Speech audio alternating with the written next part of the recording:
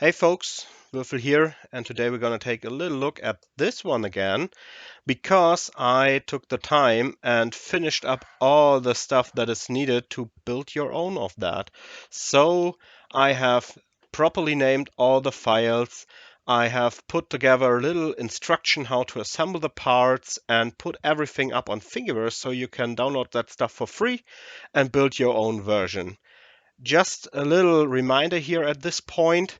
It's the first time that I made something that is such a complex thing to build, and it's the first time that I work with Fusion on such a project, so the instructions are not the best. So at this point, if you find something that is misleading or some information that is missing, please contact me, write something down in the comments, or just shoot me a message over on Instagram so I can correct the things and update the files so the assembly works the best for you.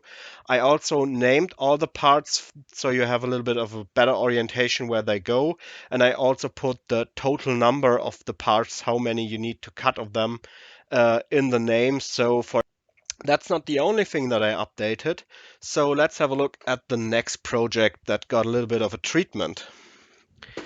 You might remember this one here, the magnetic clipboard. So the last time I was on that project, I have made these hex trays, a little pencil holder, some single magnets, and that's it. Of course, I experimented a little bit further with this, and of course I made some more parts here, but I quickly found that there is even more possibilities than only having some single and double hex trays. So let's put that aside and have a look here. So I made a few more. So let's have a look at all the new parts that I made. Here we have, of course, the hexagonal stuff that you have seen before, the small ones and the big ones. And I made one thing that are these little triangular pieces. You can put either one or two of these in here. They fit nicely in these corners. And these are pencil holders that work upright.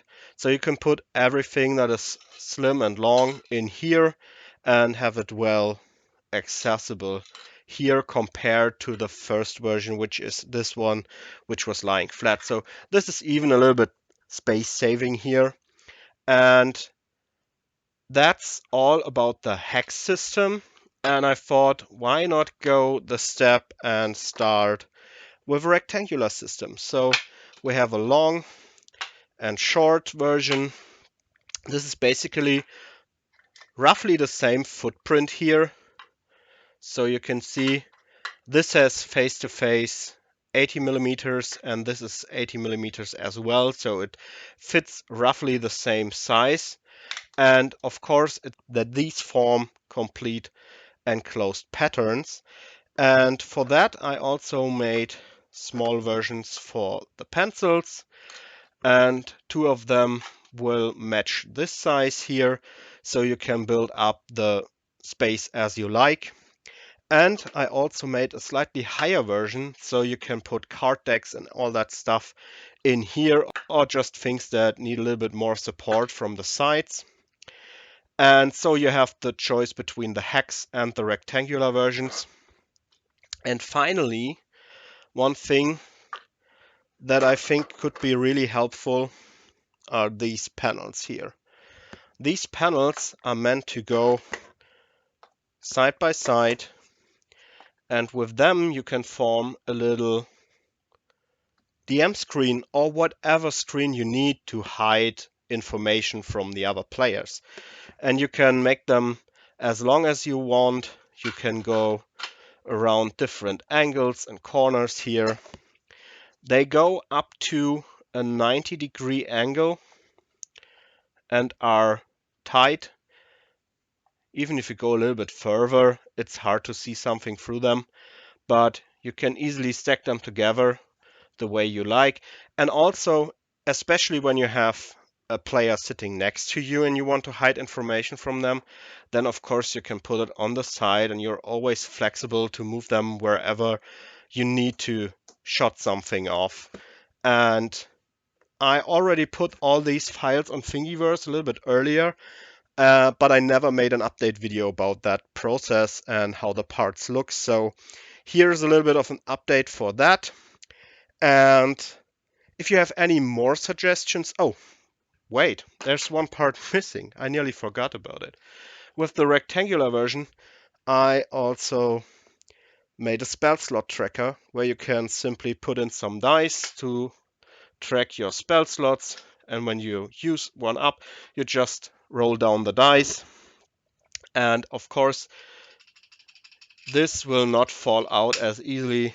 So all the parts here are well secured regardless of the angle that you are working on when you move the parts around. So all that stuff, as said before, is already on Thingiverse. I just want to give it a little bit of an update version in this little update and free file video here. And finally, this is something that I'm working on at the moment, the new tray for the Resin Tornado. This is already the 4th version of this, and it's coming along nicely, but there is still some testing and twiggling needed. I just want to make sure that everything works together nicely, everything fits the way it should, and of course that the tray is doing its job and holding the dice. So I'm playtesting this at the moment and see if it works the way that I like. And if the final dimensions are set, of course, the base plate will be cast in resin to match the style of the Dice Tower. And I hope to begin with a nice prototype in the next weeks. So that's for this video with all the updated files and free stuff for you and some insight on what I'm working on. If you liked all that, then please consider subscribing, hit the like button, and if you even want to support me further than that, then I also have a Patreon, which I'm on for 1 year now. So I'm prepping a little anniversary giveaway over there. So I would like to see you there, and if not, I'm also happy if you just share my content with your friends, and hopefully you can work with the files and stuff that I put out for you on Thingiverse. And thanks for watching, and I hope to see you on the next one. And until that, happy crafting and happy dice making. Bye!